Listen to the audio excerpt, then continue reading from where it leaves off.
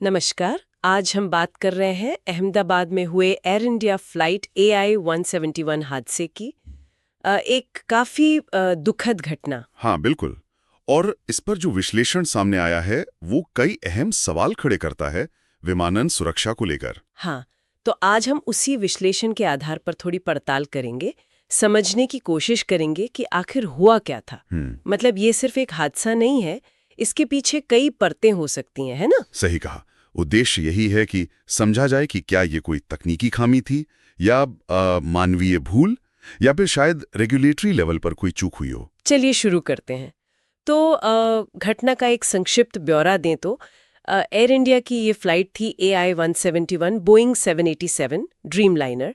अहमदाबाद में लैंडिंग के वक्त हादसा हुआ। हाँ, और शुरुआती रिपोर्ट्स तो यही कह रही थी कि लैंडिंग सामान्य लग रही थी, लेकिन फिर अचानक मतलब आखिरी फेज में स्थिति गंभीर हो गई। और यहीं से विश्लेषण कई सवाल उठाता है।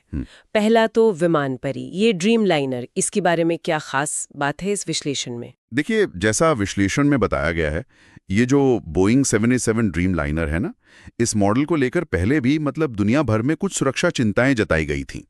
तकनीकी शिकायतें भी आई थीं। अच्छा। हाँ, यहाँ तक कि कुछ एयरलाइंस ने तो इन विमानों से जुड़ी चेतावनियों के बाद अपने ऑर्डर्स तक रोक दिए थे या पोस्टपोन कर दिए थे।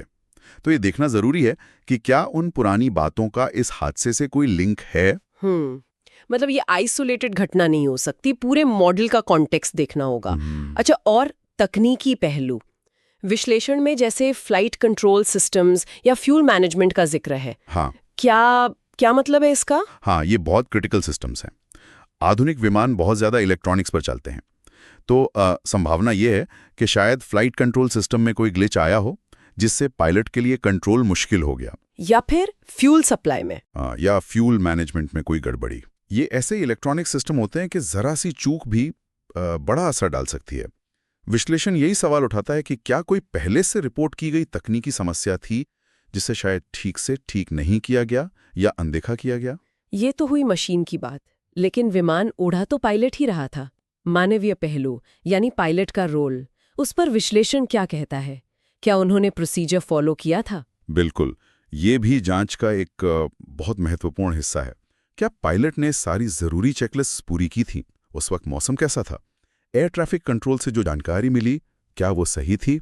उस पर एक्शन ठीक था? कभी कभी हालात ऐसे बन जाते हैं कि स्टैंडर्ड प्रोसीजर भी शायद काफी ना हो, और मानवीय चूक की गुंजाइश तो हमेशा रहती है, चाहे वो फैसला लेने में हो या प्रक्रिया फॉलो करने में। मतलब प्रेशर में गलतियां हो सकती हैं। सही है। और फिर तीसरा एंगल आता है रेगुलेटरी ओवरसाइट का। जो संस्थाएं निगरानी रखती हैं, जैसे भारत में DGCA, उनकी भूमिका पर भी सवाल हैं। हाँ, विश्लेषण इस तरफ भी इशारा करता है।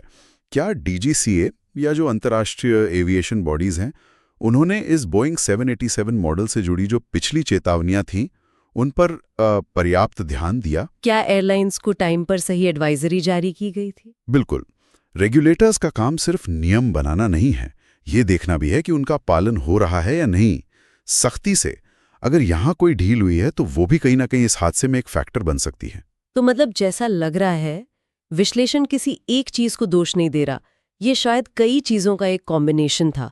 तकनीकी गड़बड़ी, पायलट का एक्शन और शायद सिस्टम की तरफ से भी कुछ कमी। हाँ, बिल्कुल। विश्लेषण का निचोड़ एक तरह से यही है।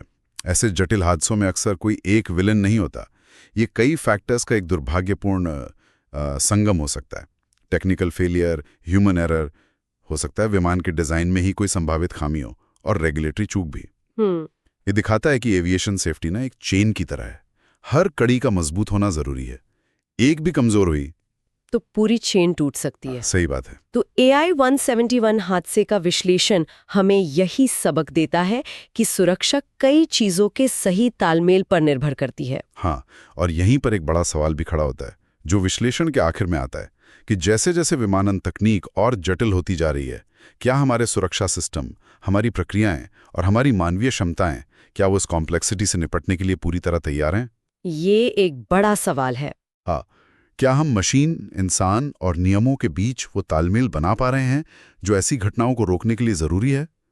ये सवाल भविष्य की सुरक्षा के लिए बहुत महत्वपूर्ण है। बिल्कुल। इसी अहम सवाल के साथ आज की ये बातचीत हम यहीं रोकते हैं। हमारे साथ जुड़ने के लिए बहुत शुक्रिया। शुक्रिया।